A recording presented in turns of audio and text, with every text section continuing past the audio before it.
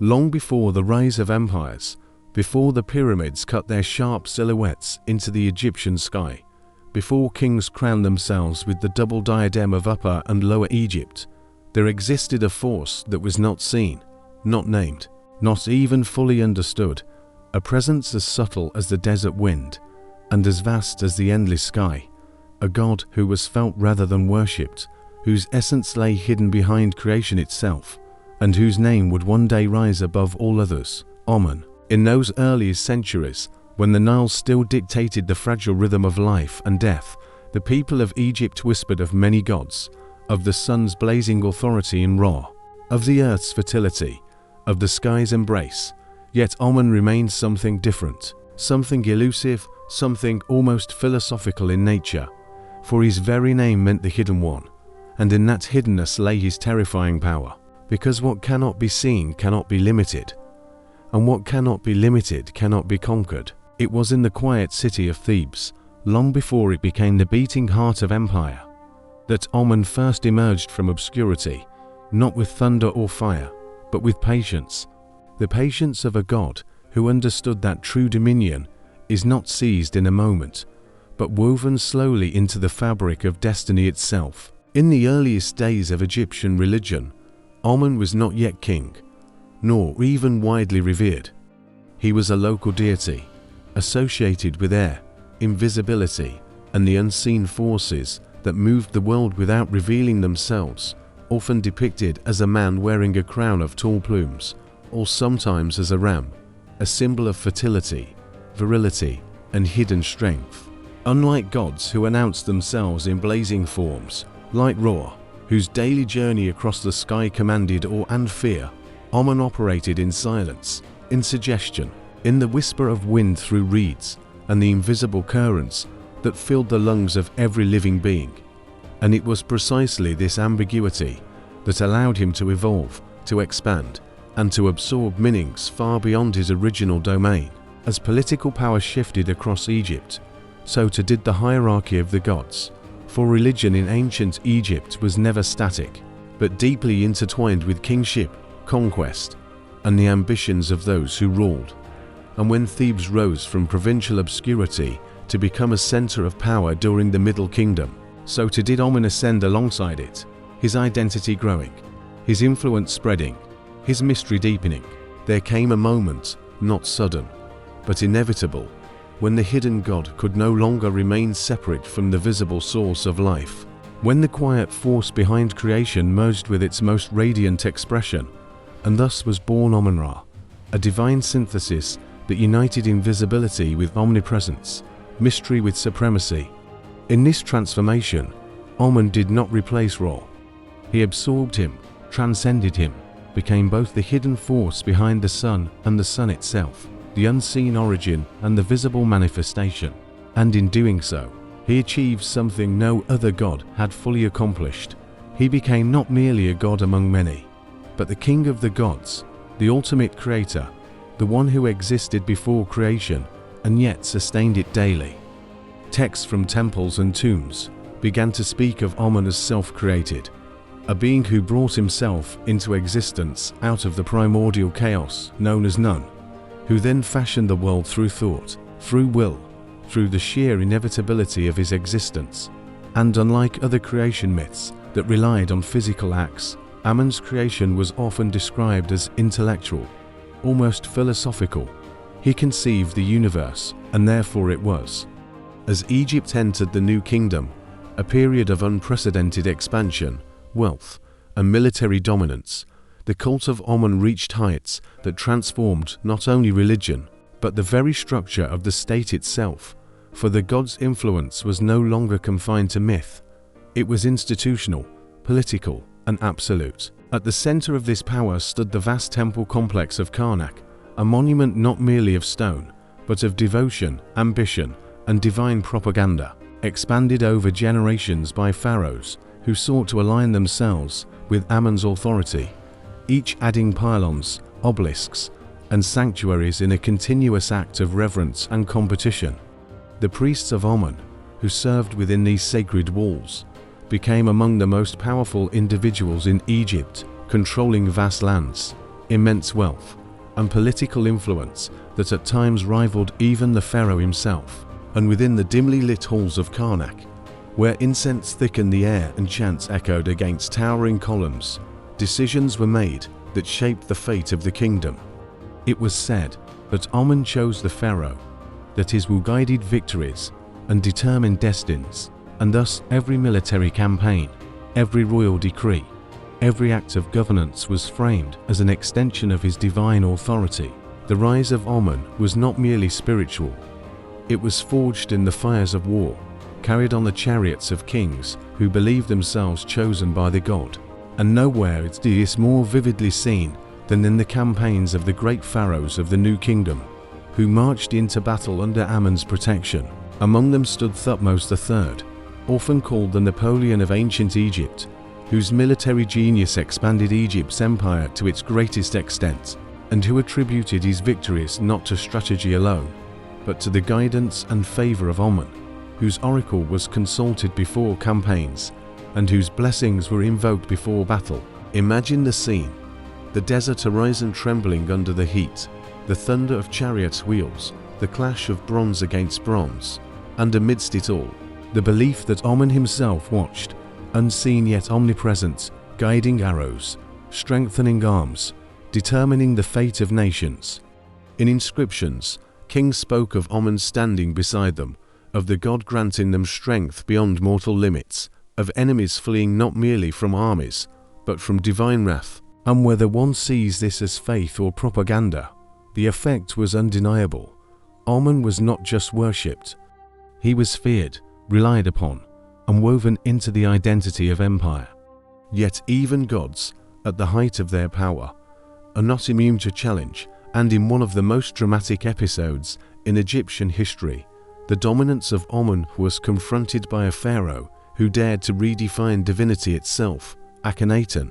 Akhenaten, originally Amenhotep IV, a name that itself honored Amun, rejected the traditional pantheon and elevated the Atum, the sun disk, as the sole god, effectively dismantling the cult of Amun, closing his temples, erasing his name from monuments, and stripping his priests of their power. It was not merely a religious reform. It was a political revolution, a direct assault on the entrenched authority of Amun's priesthood, and for a time, it seemed as though the Hidden One had been silenced, his presence erased from the world he once dominated. But Amun, true to his nature, was never truly gone. He was hidden, waiting, enduring. After Akhenaten's death, the old order reasserted itself with remarkable speed, his successors restoring the temples, reinstating the priests, and even changing their own names to honor Amun once more, as seen in Tutankhamun, whose very name proclaims the restoration of the god's supremacy. Amun's power was not only cosmic or political, it was deeply personal, intertwined with the identity of the pharaoh, who was seen as the son of Amun, conceived through divine intervention, a narrative vividly depicted in temple reliefs, where the god takes the form of the reigning king to unite with the queen, ensuring the divine legitimacy of the heir. This idea was not mere myth. It was a cornerstone of Egyptian kingship, reinforcing the notion that the pharaoh was not just a ruler, but a living bridge between the human and the divine, chosen, guided, and empowered by Amun himself. In ceremonies, in festivals like the Opet festival, the statue of Amun would be carried in procession from Karnak to Luxor, symbolizing renewal, unity, and the reaffirmation of divine order, while the people watched, celebrated, and participated in a ritual that blurred the line between god and king. No power, however vast, remains unchallenged forever, and as Egypt entered periods of decline, foreign rule, and cultural transformation, the dominance of Amun gradually waned, his temples falling into disrepair, his priesthood losing influence, his identity merging with other traditions. Under Greek and later Roman rule, Egyptian religion adapted, syncretized, and transformed, with Amun sometimes equated with Zeus, his identity reshaped to fit new cultural contexts, yet never entirely erased.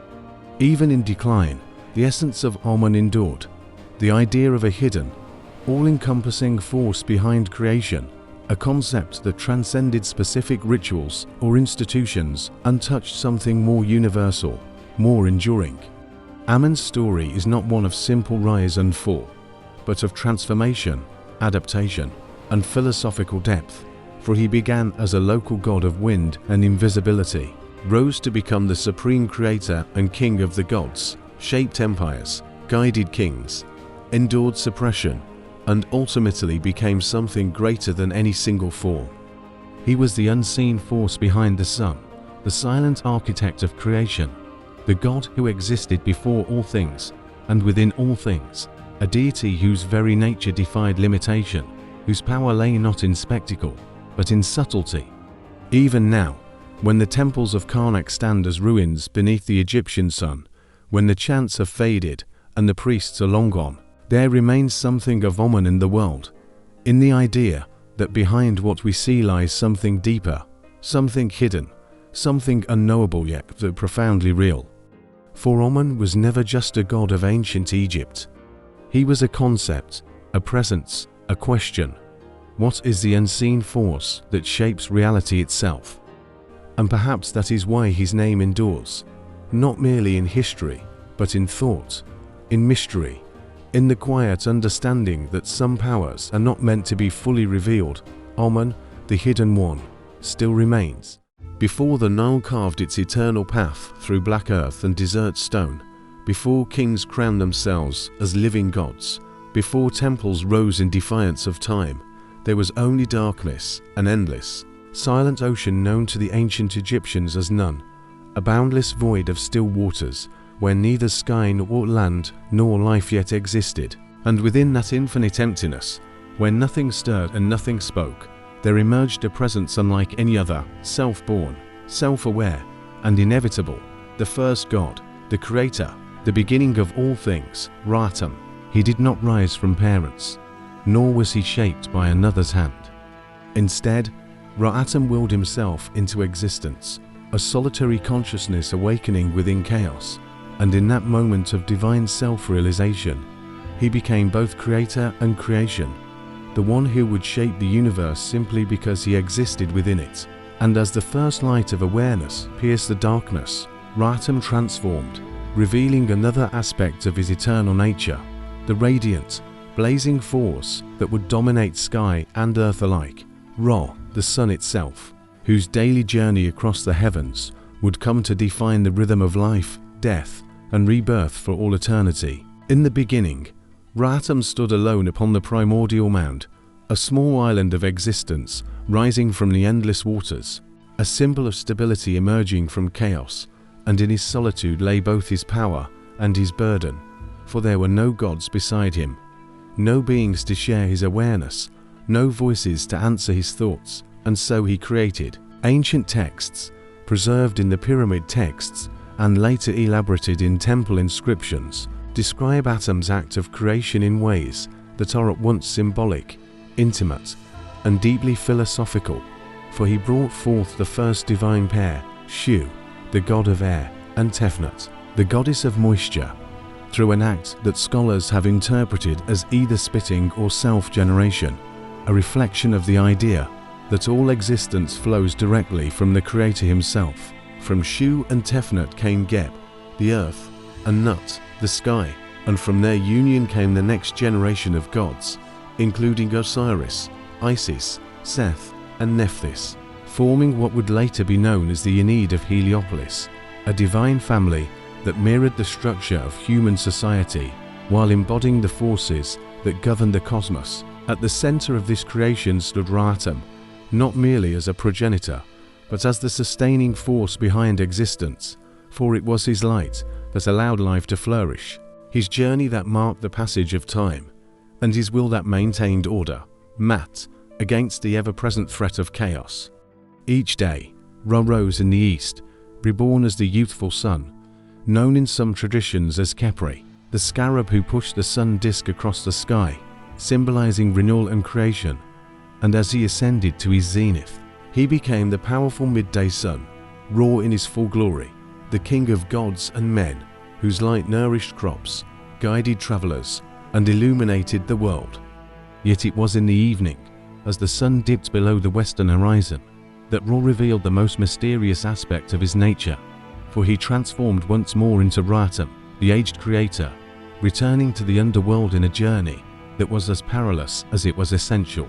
This nightly voyage, described in funerary texts such as the Amduat and the Book of Gates, tells of Ra traveling through the Duat, the realm of the dead, aboard his solar bark, accompanied by a host of gods who defended him against the forces of darkness, most notably the great serpent Apophis, embodiment of chaos and destruction, who sought each night to devour the sun and plunge the world back into eternal darkness. Imagine the tension of that journey, the silent river of the underworld, the looming shadows, the sudden strike of the serpent, the clash of divine forces as Ra's companions fought to preserve the light, for every dawn depended on their victory. Every sunrise a triumph over annihilation, every morning a reminder that existence itself was not guaranteed, but earned through struggle. As Egyptian civilization grew, so too did the significance of Ra, whose role as creator and sustainer made him the ultimate source of authority. And thus the pharaohs, those earthly rulers of Egypt, claimed their power not merely through lineage or conquest, but through divine association, presenting themselves as the sons of Ra, chosen to uphold Mat and maintain order in a world constantly threatened by chaos. In the Old Kingdom, this connection became institutionalized, with pharaohs adopting the title Son of Ra and constructing monumental structures, pyramids, aligned with the sun's path, designed to ensure their eternal union with the solar god after death. At Heliopolis, the center of Ra's cult, priests developed complex theological systems that elevated the god's status and integrated him into the broader framework of Egyptian religion, ensuring that his influence extended far beyond myth into governance, architecture, and daily life. The pharaoh was no longer merely a ruler, he was the living embodiment of divine order, the intermediary between humanity and the gods, whose success in war, prosperity in peace, and stability in rule were all seen as reflections of Ra's favor. Yet Ra was not only a creator and sustainer, he was also a god of immense power and, when angered, terrifying wrath. And one of the most striking myths illustrating this aspect is the tale of humanity's rebellion and the punishment that followed. According to ancient texts, humanity once conspired against Ra, plotting to overthrow the god, whose power had begun to wane with age, and in response, Ra unleashed his eye, a manifestation of his divine fury, often identified with the goddess Sekhmet, who descended upon the earth as a lioness of destruction, slaughtering humans with relentless ferocity. The narrative is vivid, almost brutal, fields running red with blood, cities falling silent, the roar of the lioness echoing through the land, until Ra, realizing that total annihilation would leave him without worshippers, devised a plan to stop the destruction, flooding the fields with beer dyed red to resemble blood, which Sekhmet drank until she became intoxicated and fell into a peaceful slumber. This story, preserved in texts from the New Kingdom, reflects not only theological ideas about divine justice and mercy, but also deeper cultural themes about the balance between order and chaos, power and restraint, and the necessity of maintaining harmony in a world where even the gods could become agents of destruction. As Egypt entered the New Kingdom, the prominence of Ra did not diminish, but rather evolved, merging with other deities to reflect the changing political and religious landscape, most notably in the fusion with Amun, the hidden god of Thebes, creating Amun-Ra, a being who combined the visible power of the sun with the unseen force behind creation. This transformation was not merely theological, it was political, reflecting the rise of Thebes as a center of power and the need to unify different religious traditions under a single, dominant framework that could support the authority of the state. In temples like Karnak, Amun-Ra was worshipped as the supreme god, his priests wielding immense influence, his cult supported by vast resources, and his identity encompassing both the brilliance of the sun and the mystery of the unseen. The dominance of Ra and his syncretic forms faced one of its greatest challenges, during the reign of Akhenaten, who sought to replace the traditional pantheon with the exclusive worship of the Atum, the sun disk, effectively sidelining established forms and dismantling the power structures associated with his cult. Temples were closed, names erased, traditions disrupted, and for a brief moment in history, it seemed as though the ancient order centered around Ra might be undone. Yet the experiment was short-lived, and after Akhenaten's death, the restoration under Tutankhamun and his successors re-established the traditional religious system, reaffirming the central role of Ra and his associated deities in Egyptian life. Even as Egypt fell under foreign rule, even as new cultures and religions emerged, the legacy of Ra endured, influencing not only later Egyptian beliefs, but also the broader understanding of solar deities across civilizations. For the idea of a sun god who creates, sustains, and renews life is one that resonates far beyond the banks of the Nile. Ra's journey, from self-created Ra-Atum to the radiant sun, from solitary creator to king of gods, from myth to state ideology, represents one of the most profound and enduring narratives in human history, a story that speaks to the fundamental human desire to understand the origins of existence and the forces that govern it. Every sunrise, though now explained by science, still carries a trace of that ancient story, a reminder of the time when people looked to the horizon and saw not merely a star, but a god, a creator, a ruler, a protector, rising once more to bring light to a world that had survived another night. For in the end, Ra is not just a figure of myth, but a symbol of continuity, resilience, and the eternal cycle of renewal, a god who dies each night only to rise again, proving that even in the face of darkness, light will always return. And so the sun rises, as it always has, as it always will. Before the crowns of Upper and Lower Egypt were united upon mortal brows, before the names of kings were carved into stone and sealed for eternity, there existed a ruler whose authority did not depend on armies or monuments, but on something far more powerful, the harmony of the world itself, the delicate balance between life and death, order and chaos, and his name was Osiris. He was not merely a god among gods, nor simply a figure of myth whispered in temple shadows.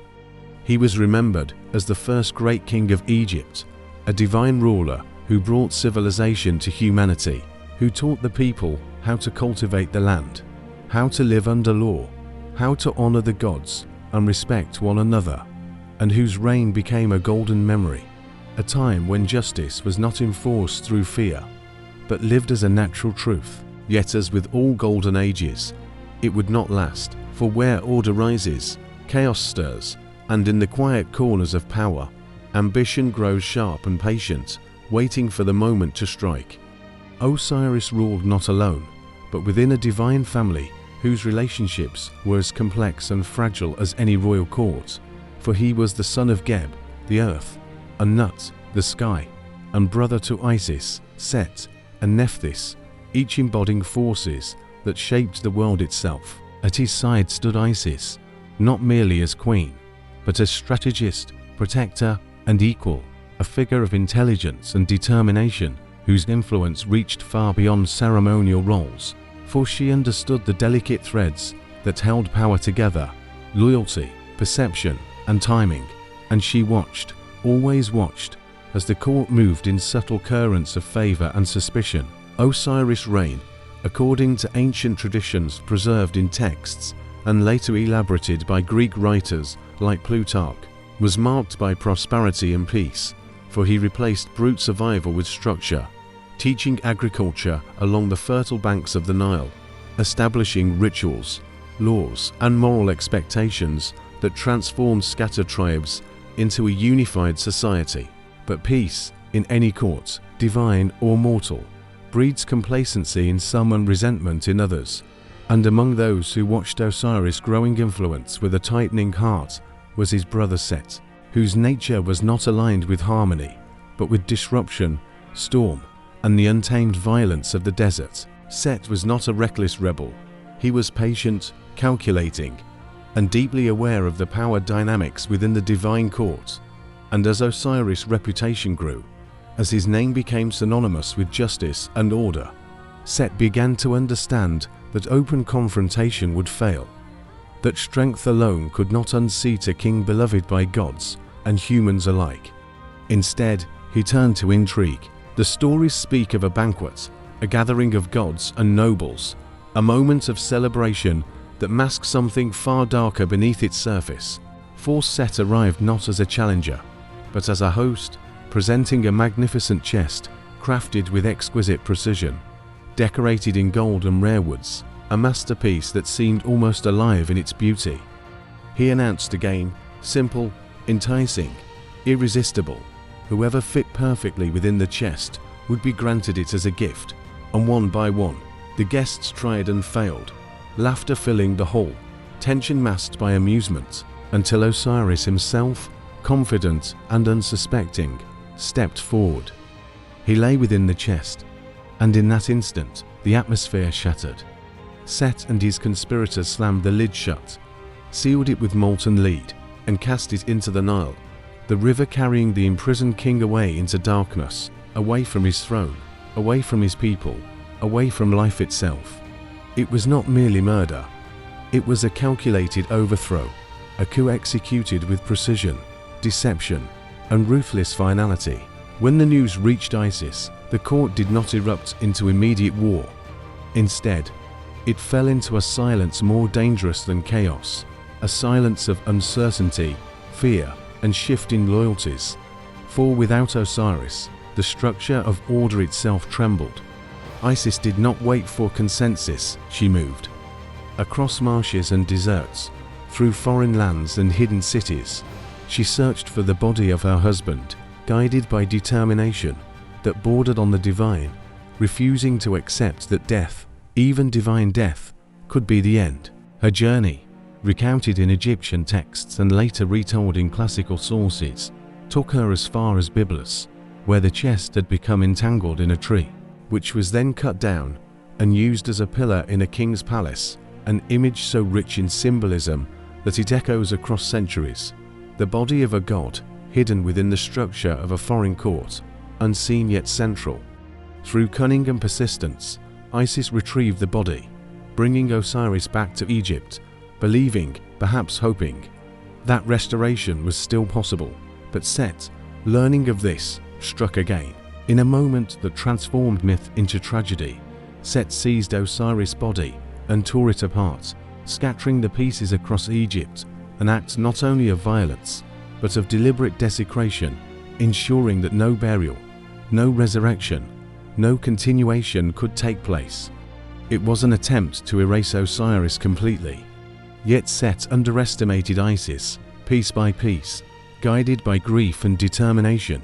She recovered the scattered remains, reassembling them with care and devotion, aided by Nephthys and the god Anubis, whose role in embalming would become central to Egyptian funerary practice. This act, the first mummification, was not merely ritual.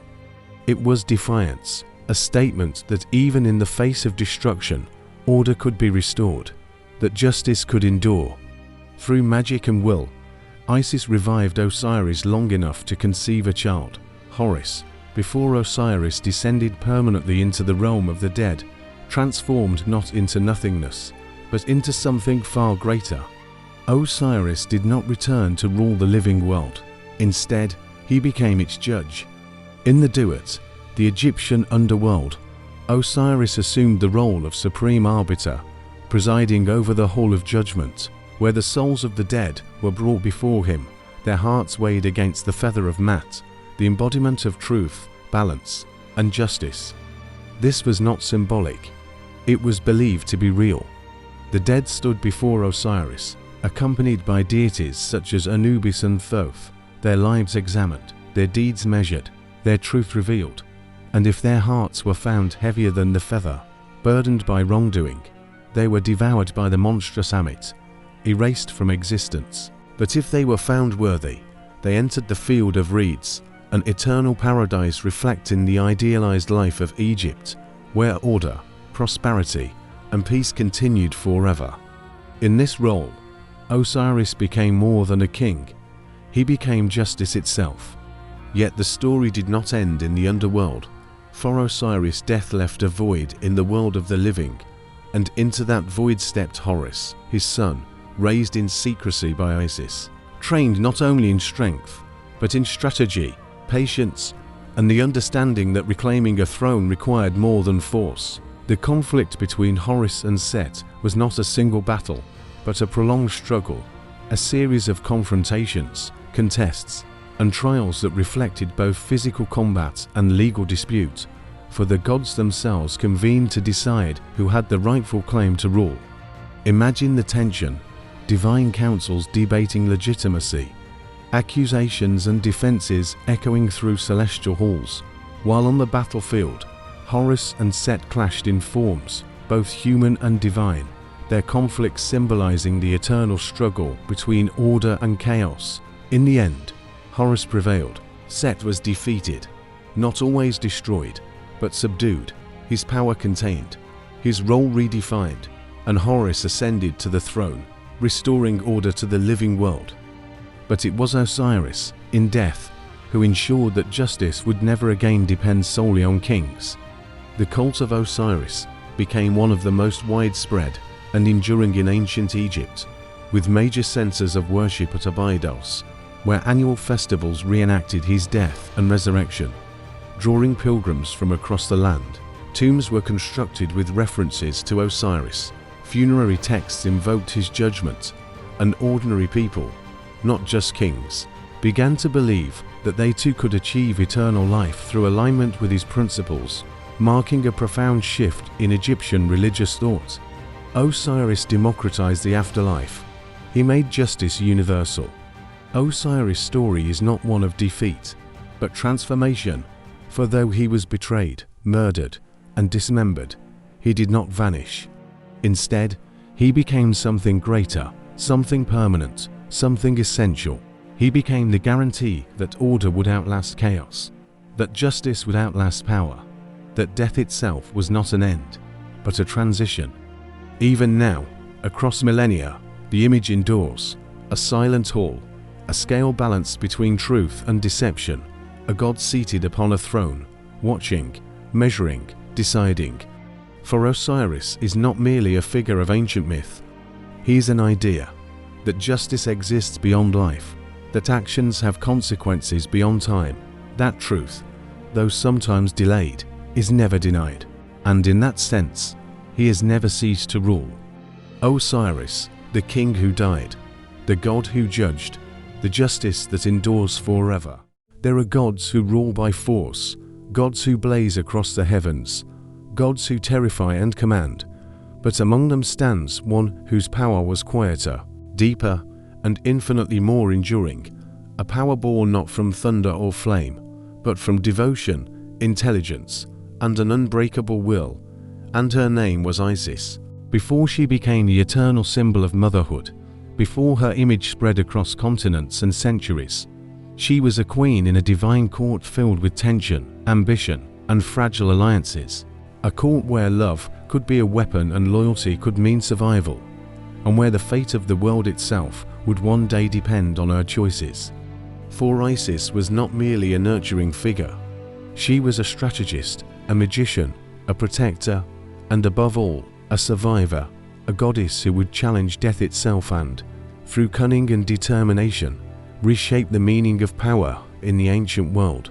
Born of Geb, the earth, and Nut, the sky, Isis entered existence within a divine family already rich with complexity. Alongside her siblings, Osiris, Set, and Nephthys, each representing forces that shaped reality itself. But from the beginning, Isis was different. Where others embodied raw elements, strength, chaos, fertility, Isis embodied intellect, perception, and the subtle art of influence, understanding that power did not always lie in domination, but often in knowledge, timing, and the ability to see what others overlooked. Ancient Egyptian texts, including spells preserved in what would later be compiled into the Book of the Dead, emphasize her mastery of Heka, magic, not as illusion, but as a fundamental force of the universe, a tool through which the fabric of reality could be shaped and directed. It was said that Isis knew the secret names of gods, and in Egyptian belief, to know a being's true name was to hold power over them, a concept that would define one of the most famous episodes of her mythological narrative, her acquisition of the hidden name of Ra. Through cunning and patience, rather than confrontation, when Isis became the consort of Osiris, she did not step into a passive role. She became co-ruler, advisor, and equal, her presence strengthening the stability of his reign, her intellect balancing his authority, her insight ensuring that the kingdom flourished not only through law, but through understanding. Together, they represented a model of divine kingship, harmony between strength and wisdom, between authority and compassion, and under their rule, Egypt was said to have entered a golden age, where agriculture flourished, laws were established, and civilization advanced. Yet even within this harmony, tension simmered. Set watched. And Isis, ever perceptive, understood that power attracts opposition, that peace invites disruption, and that beneath the surface of unity lay fractures waiting to be exploited. When Set executed his carefully orchestrated betrayal, trapping Osiris within the chest and casting him into the Nile, the event did not simply remove a king. It shattered the structure of divine order, leaving Isis not only widowed, but politically vulnerable, surrounded by uncertainty and shifting allegiances. This was not merely grief, it was crisis. In mortal courts, such a moment might trigger immediate conflict, but in the divine realm, where forces of nature and cosmic balance were at stake, the response required something more calculated, more deliberate. Isis chose not to confront, she chose to endure. Her quest for Osiris' body was not a simple act of devotion. It was a strategic mission carried out across territories, both known and foreign, a journey that took her beyond the boundaries of Egypt into lands such as Byblos, reflecting the historical connections between Egypt and the Levant during the Middle and New Kingdoms. In these stories, preserved in Egyptian traditions and later recorded by writers like Plutarch, Isis appears not as a grieving widow alone, but as a master of disguise and persuasion, integrating herself into foreign courts, gaining trust, and ultimately reclaiming the body of her husband from within the very structure that concealed him. This was not chance. It was calculated infiltration.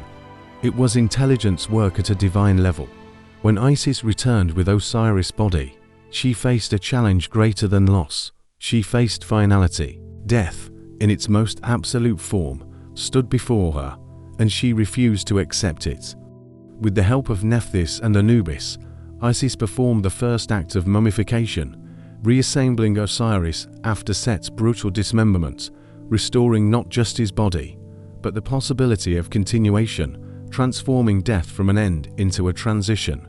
Through her mastery of magic, she revived Osiris long enough to conceive a child, Horus, an act that would ensure not only lineage, but justice, for Horus would one day challenge Set and reclaim the throne. This moment, quiet, intimate, profound, is one of the most powerful in Egyptian mythology, for it represents not victory through force, but through persistence, intelligence, and love.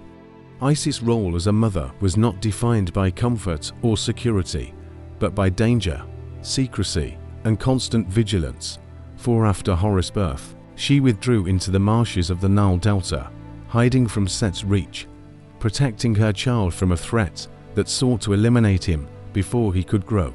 In these marshes, she became both protector and teacher, raising Horus in an environment where every moment carried risk, where survival depended on awareness and adaptability, where motherhood itself became an act of resistance.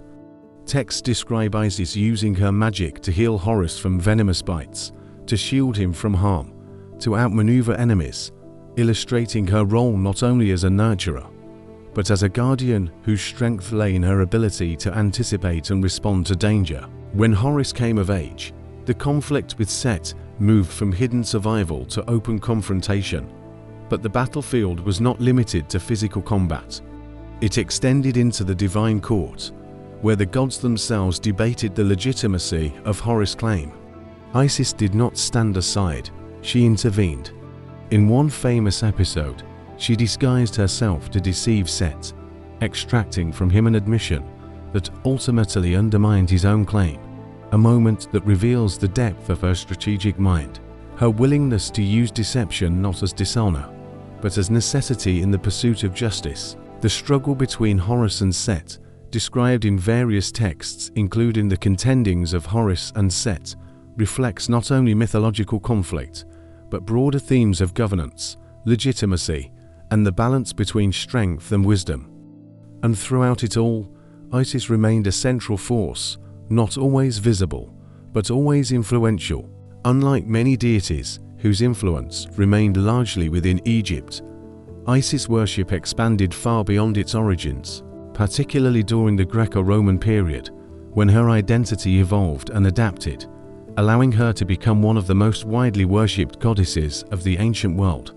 Temples dedicated to her appeared across the Mediterranean, from Egypt to Greece to Rome, with notable centers including Philae, where her cult persisted even into the early centuries of the Common Era, long after traditional Egyptian religion had begun to decline. In these contexts, Isis was not only a mother goddess, but a universal protector, a healer, a guide for sailors, a figure whose appeal transcended cultural boundaries, reflecting the adaptability and depth of her character.